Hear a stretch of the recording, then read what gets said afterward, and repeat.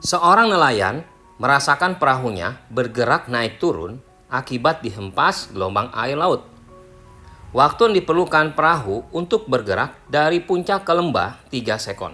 Nah, dari data ini kita gambar dulu sketsanya, pengertiannya apa nih dari puncak ke lembah. Ya, kita buat sketsanya ya. Misalnya nih, ini adalah garis ya, dimana kalau kita mau gambar gelombang transversal itu ada puncak, ada lembah. Kayak gitu ya. Oke. Nah, jarak dari puncak, nah puncaknya ini kan di sini nih, titik puncaknya ya. Ini lembahnya di sini nih, gitu. Oke. Jadi kalau kita bikin garis bantu, kita perpanjang. Nah, yang ditanya itu adalah bagian ini. Oke, paham nggak? Nah, jadi dari sini sampai ke sini itu butuh waktunya 3 sekon. Oke? Oke ya gitu ya. Nah, jadi kita berpikir ini berapa lambda nih. Yang namanya lambda itu adalah panjang gelombang, disimbolkan seperti ini ya. Itu untuk gelombang transversal itu dia aturannya 1 lambda itu 1 bukit 1 lembah. Oke. Nah, jadi masalahnya sekarang di gambar ini kok separuh ya gitu ya. Ini artinya berapa kalau separuh? Separuh itu berarti 1/4 doang gitu kan ya. Oke, yang bagian ini kan 1/4 juga. Nah, makanya 1/4 sama 1/4 kalau dijumlahin jadi setengah gitu kan. Nah, kalau yang dari sini ke sini kan setengah. Ya, jadi satu ini setengah, satu ini setengah. Makanya jadi 1 lambda. Paham nggak? Nah, jadi kalau kita bagi gini, nah terus yang udah itu yang ini kita bagi lagi, berarti 1/4 sama 1/4 itu bakalan gambarnya jadinya cuma satu begini tuh. Satu lengkungan, satu begini. Oke? Paham ya? Karena digabung jadi ini sama ini. Ya. Nah, maksudnya apa? Jadi, maksudnya setengah lambda dong, ya kan? Karena kan cuma segitu doang ya. Cuma segini doang kan, setengah lambda ya. Setengah lambdanya itu butuh waktu 3 sekon.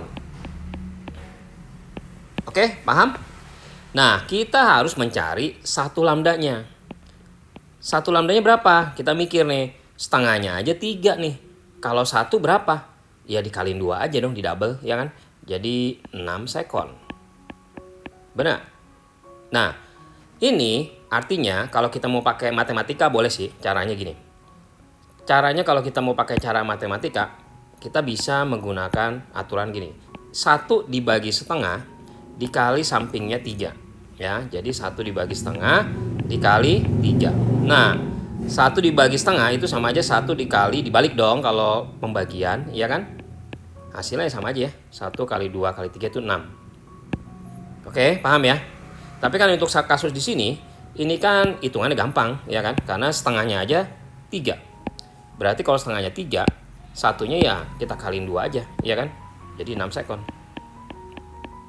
Nah, artinya apa ini kalau ada kayak gini? Artinya kita bisa dapatkan periodenya itu 6 sekon. Loh, kok bisa? Jadi apalin waktu untuk 1 lambda ya, waktunya nih ya untuk melakukan gerakan 1 lambda, 1 panjang gelombang itu sama dengan periodenya. Oke?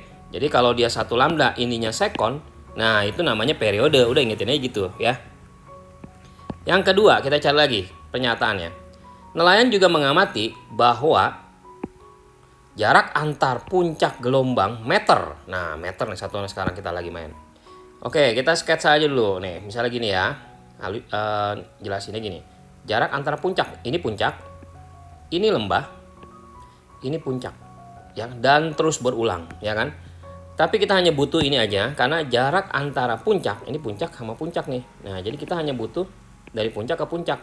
Jadi dari sini sampai sini, ya kan? Itu katanya 12 meter. Oke, paham? Nah, sekarang kita hitung nih, ada berapa lambda nih, ya kan? Nah, sekarang kalau kita hitung, ini aja sama ini, kayak tadi ya, udah setengah. Benar? Nah, sama lagi ini setengah lagi, ya kan? Jadi dia hitungannya 1 lambda. 1 lambdanya dia 12 meter langsung. Oke? Paham ya? Jadi ini bentuk yang di atas tadi itu sebenarnya jadi kalau digabung ini jadi bentuknya begini full. Yang ini sama yang ini itu jadi digabung gitu ya. Yang ini ya yang di bawah gitu. Oke. Nah, setelah kayak gitu, kita udah dapat nih ya. Di sini ada 1 lambda dalam sekon dan 1 lambda dalam meter. Kalau udah 1 lambda dalam meter, itu sama dengan ya lambdanya langsung ya. Lambdanya 12 meter. Oke. Paham ya? Jadi kalau 1 lambdanya sekon gimana? Itu periode. Kalau 1 lambdanya dalam meter apa? Itu panjang gelombangnya. Oke? Itu aja yang diingetin. Nah, sekarang kita akan mencari apa datanya. Rumusnya V sama dengan lambda per periode. Ada ya rumus kayak gitu ya. Nah, jadi kita cari V dulu nih. Lambdanya berapa? Lambdanya 12 meter, ya kan? Waktunya periodenya berapa? 6 kan? 6 sekon kan? Jadi 12 bagi 6, 2 meter per sekon. Oke, 2 meter per sekon. Pertanyaannya apa? Pertanyaannya adalah waktunya berapa sih kalau dia mau mencapai 100 meter gitu kan? Jadi ada lagi rumus V ini selain lambda per T, dia ada rumus S yaitu jarak dibagi waktu.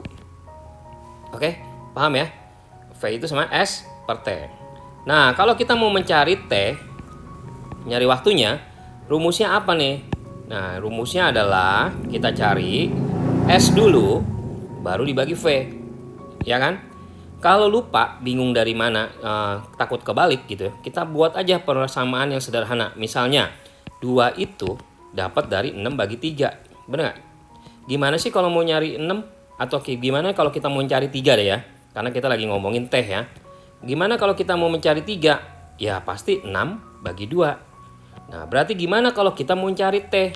Berarti S dibagi V. Kan polanya sama. Ini dulu, baru ini. Gitu kan? Nah, jadi S dibagi V. Nah, S-nya, berapa nih S-nya? Nah, S-nya kan di soal 100 meter di sini ya. Nah, berarti kita masukin 100 meter. V-nya 2 kan? Tadi kita udah ngitung nih, 2 ya. Jadi jawabannya 100 bagi 2. Hasilnya adalah 50 sekon. Oke?